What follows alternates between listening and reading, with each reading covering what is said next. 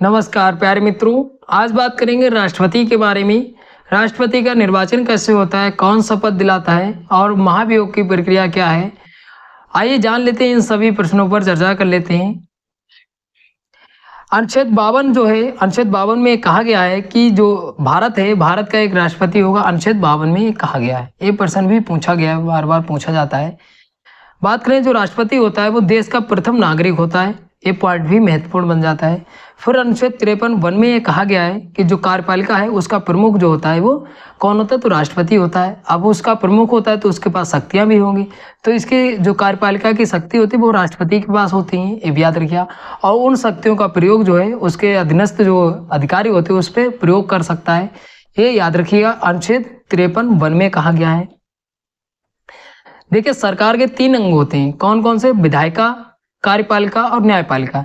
तो कार्यपालिका का जो प्रमुख होता है वो राष्ट्रपति होता है, ये याद रखिएगा।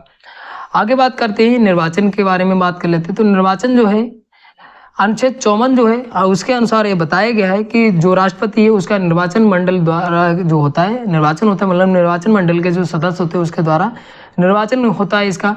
अब निर्वाचन मंडल में कौन कौन शामिल होता है, तो निर्वाचन मंडल में जो है लोकसभा शामिल होती है, राज्यसभा होती है और राज्य विधानसभाओं के जो निर्वाचित सदस्य होते हैं वो शामिल होते हैं, याद रखिएगा। फिर एक संविधान संशोधन होता है, कब होता है, 1992 में 70 नंबर का संविधान संशोधन हुआ था। इसमें जो है दिल्ली और पुडुचेरी की जो विधानसभा है उसको भी निर्वाचन मंडल में शामिल किया गया। फिर अनुच्छेद 55(3) के अनुसार राष्ट्रपति का जो निर्वाचन होता है वो गुप्त मतदान द्वारा निर्वाचन होता है, ये याद रखिएगा। फिर राष्ट्रपति के चुनाव के लिए जो नामांकन हेतु उम्मीदवार होते हैं वो कम से कम कितने होने चाहिए, तो 50 अनुमोदक होने चाहिए, तो ये याद रखिएगा। जमानत जो राशि होती है वो 15,000 रुपये जमा करना होता है। फिर भी अगर जो मतदान होते हैं वो 1/6 अगर भाग प्राप्त नहीं होता है, मतलब असमर्थ रहता है, तो उसकी जो जमानत राशि होती है वो जब्त कर ली जाती है, ये याद रखिएगा।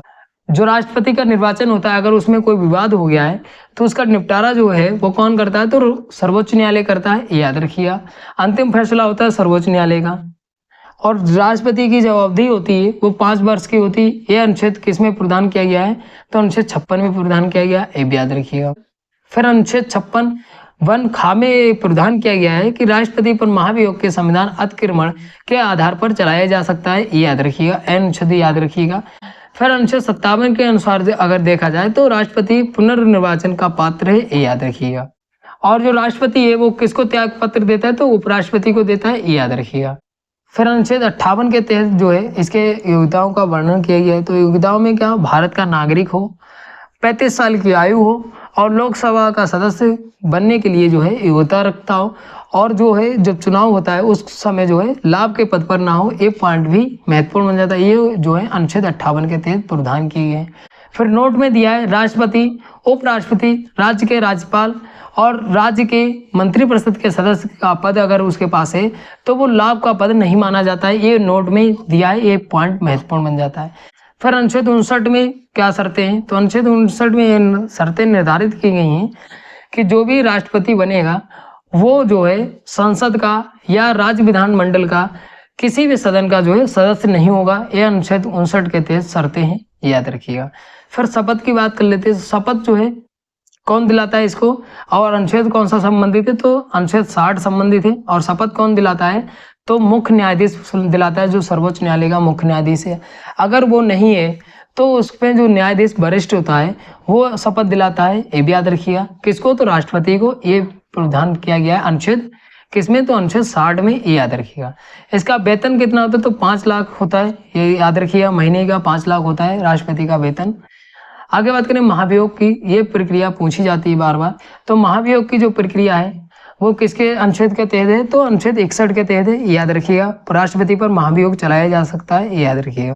फिर अनुच्छेद 61(1) के तहत ये कहा गया है कि राष्ट्रपति पर संविधान के अतिक्रमण के आधार पर ही जो है महाभियोग लाया जा सकता है, तो याद रखिएगा अनुच्छेद 61(1). आगे बात करें, जो राष्ट्रपति पर महाभियोग लगाया जाएगा उसको 14 दिन पहले ही सूचना लिखित में देनी पड़ती है, ये याद रखिएगा। आगे बात करें, महाभियोग संसद की एक अर्ध न्यायिक प्रक्रिया है, याद रखिएगा। आगे बात करें, राष्ट्रपति का पद जो है अगर रिक्त है तो 6 महीने के अंदर जो है राष्ट्रपति का निर्वाचन होना चाहिए। जब तक कि जो है उपराष्ट्रपति जो होता है वो राष्ट्रपति के रूप में कार्यवाहक जो है राष्ट्रपति के रूप में कार्य करता है। अगर वो भी रिक्त पद है उपराष्ट्रपति का भी, तो सर्वोच्च न्यायालय का जो मुख्य न्यायाधीश होता है वो जो है राष्ट्रपति के रूप में कार्य करेगा, ये भी याद रखिए, ये प्रावधान किया गया है। यहाँ पे राष्ट्रपति और कार्यकाल, सबसे पहले राष्ट्रपति कौन बने तो राजेंद्र प्रसाद, 26 जनवरी 1950 को जब संविधान लागू हुआ था उसी दिन, और 13 मई 1962 तक रहे थे, ये भी याद रखिए।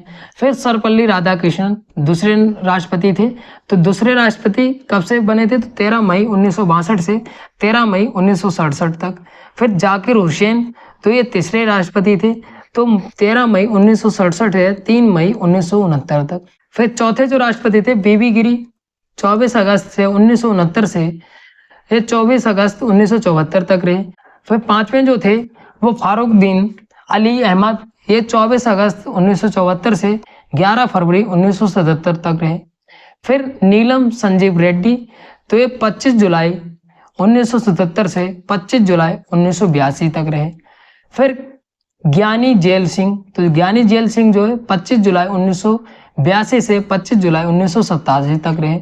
ये कार्यकाल भी पूछा जाता है, तो याद रखिए। फिर आठवें जो थे आर वेंकट रमन, तो 25 जुलाई 1987 से 25 जुलाई 1992। फिर नौवें जो थे शंकर दयाल शर्मा, 25 जुलाई 1992 से 25 जुलाई 1997। फिर 10वें जो थे के आर नारायण, तो ये 25 जुलाई 1997 से 25 जुलाई 2002 तक। फिर 11वें जो थे एपीजे अब्दुल कलाम, 25 जुलाई 2002 से 25 जुलाई 2007 तक रहे। ये नाम पूछा जाता है, तो याद रखिएगा नंबर भी। फिर 12वें नंबर पे प्रतिभा देवी सिंह पाटिल, तो 25 जुलाई 2007 से 25 जुलाई 2012 तक। फिर 13वें नंबर के प्रणब मुखर्जी, 25 जुलाई 2012 से 25 जुलाई 2017 तक।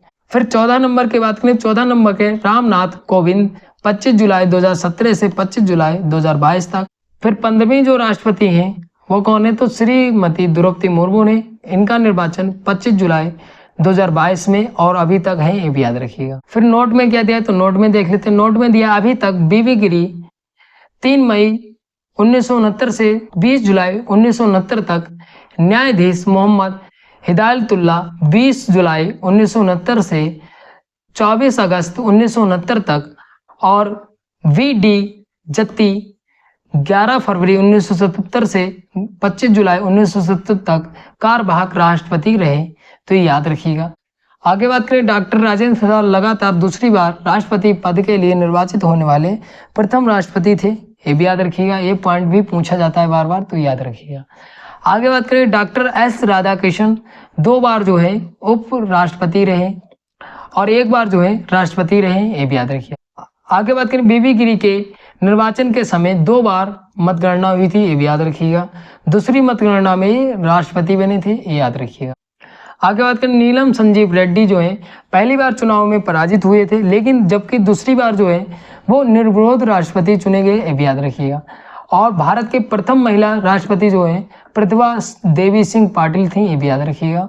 आगे बात करें, राष्ट्रपति के अधिकार शक्तियां के बारे में बात कर लेते हैं।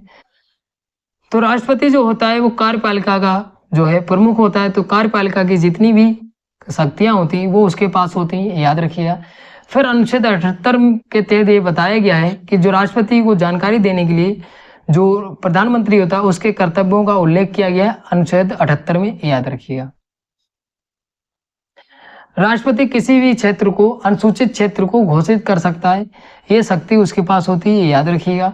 आगे बात करें, जो राष्ट्रपति है उसका जो नियुक्ति किसकी करता है, जो राष्ट्रपति होता है तो वो प्रधानमंत्री की नियुक्ति करता है, और प्रधानमंत्री सलाह पर मंत्रिपरिषद की नियुक्ति करता है। सर्वोच्च न्यायालय के न्यायाधीश और उच्च न्यायालय के न्यायाधीश, नियंत्रक महालेखा परीक्षक महान्यायवादी की नियुक्ति करता है, राज्यपाल की नियुक्ति करता है, मुख्य चुनाव आयुक्त की और अन्य चुनाव आयुक्त की भी नियुक्ति करता है, और लोक सेवा आयोग जो है उसके अध्यक्ष की भी नियुक्ति करता है। तो नियुक्तियां भी पूछी जाती हैं बार बार, तो याद रखिएगा किसकी नियुक्ति करता है। और राष्ट्रपति के पास ये भी शक्ति होती है, जो एक न्यायालय का जो न्यायाधीश है वो दूसरे न्यायालय में स्थानांतरित करने की शक्ति भी राष्ट्रपति के पास होती है, ये याद रखिएगा। राष्ट्रपति को शक्ति होती है दोनों सदनों की संयुक्त बैठक को बुलाने का अधिकार जो है अनुच्छेद 108 में प्रदान किया गया है, ये भी याद रखिएगा। और जो भी प्रतिवर्ष जो है प्रथम जो अधिवेशन होता है उसको संबोधित राष्ट्रपति ही करता है, ये याद रखिएगा।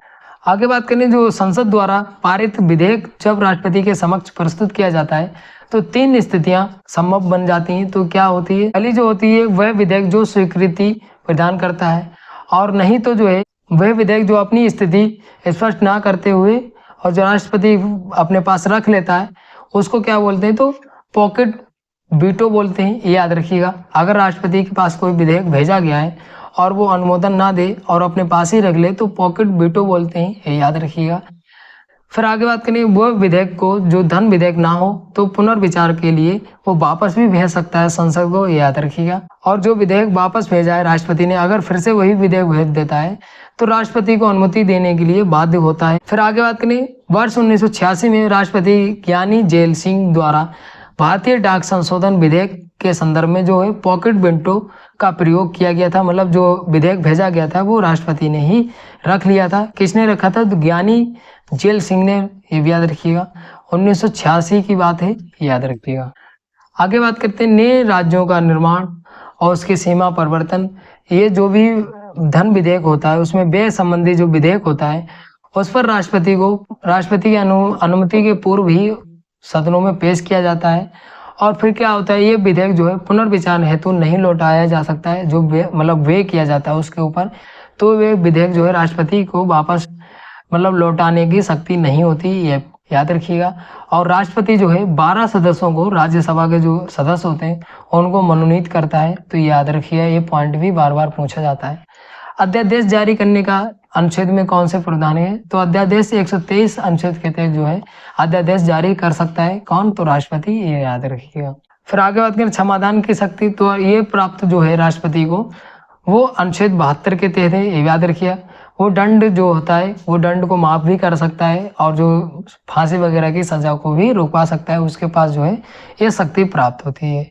फिर आगे बात करें जो राष्ट्रपति होता है वो तीनों सेनाओं का जो है सर्वोच्च कमांडर होता है, मतलब अध्यक्ष होता है, याद रखिएगा। और जो सेनाएं होती हैं उसके जो अध्यक्ष हैं वो राष्ट्रपति द्वारा ही नियुक्त किए जाते हैं, याद रखिएगा। आगे बात करें कूट शक्ति, तो अंतर्राष्ट्रीय संधि और समझौते जो हैं वो राष्ट्रपति के नाम से ही किए जाते हैं। और विदेशी राजदूतों की नियुक्ति भी कौन करता है, तो राष्ट्रपति ही करता है। ये पॉइंट भी महत्वपूर्ण बन जाता है। फिर आगे बात करें आपातकालीन शक्तियाँ, तो आपातकालीन शक्तियाँ जो है वो उल्लेख किस में किया गया है, तो उल्लेख जो किया गया है वो भाग 18 में किया गया। भारतीय संविधान के भाग 18 में उल्लेख किया गया। अनुच्छेद की बात करें तो अनुच्छेद जो है 352 से 360 तक है। इसमें 3 प्रकार से जो है आपात की घोषणा के अधिकार हैं। तो कौन कौन से, तो राष्ट्रीय आपात, तो राष्ट्रीय आपात तब होता है जब युद्ध चल रहा हो या बाह्य आक्रमण हो रहा हो, तो उस समय जो है राष्ट्रीय आपात की घोषणा, ये अनुच्छेद जो है वो 352 है। फिर दूसरा जो आता है राष्ट्रपति शासन, तो राष्ट्रपति शासन तब जो है स्थिति आती है जब राज्यों के वैधानिक तंत्र को जो है विफल हो जाता है, तो ये इसका प्रावधान जो है अनुच्छेद 356 में किया गया है। फिर वित्तीय आपात, तो वित्तीय आपात जो है वित्तीय आपात की स्थिति में किया जाता है, ये प्रावधान जो है अनुच्छेद 360 में किया गया है, याद रखिएगा। फिर आगे बात करें भारतीय संविधान के अनुच्छेद 355 में उल्लेख किया गया है कि बाहरी आक्रमण, आंतरिक आसक्तियों से राज्यों की सुरक्षा केंद्र सरकार का जो है कर्तव्य है। तो अनुच्छेद जो किसमें कहा गया, तो अनुच्छेद 355 में ये प्रावधान किया गया है। आगे बात करते हैं परामर्श की शक्ति, तो परामर्श की शक्ति का प्रावधान जो है अनुच्छेद 143 में किया गया है। अब इसमें जो है राष्ट्रपति होता है वो किसी सार्वजनिक महत्व के लिए जो है परामर्श ले सकता है सर्वोच्च न्यायालय से, लेकिन परामर्श मानने के लिए बाध्य नहीं होगा। तो ये पॉइंट भी महत्वपूर्ण है। यूपीपीसीएस 2012 में पूछा गया था, तो ये पॉइंट भी पूछा जाता है बार बार, तो याद रखिएगा। तो इतनी ये राष्ट्रपति के बारे में जानकारी थी। आशा करते हैं आपको वीडियो अच्छी लगी होगी। अच्छी लगी तो लाइक शेयर कमेंट करिए। अगर कोई डाउट भी बचता है तो आप कमेंट करके पूछिए। मिलते हैं अगली वीडियो में। धन्यवाद।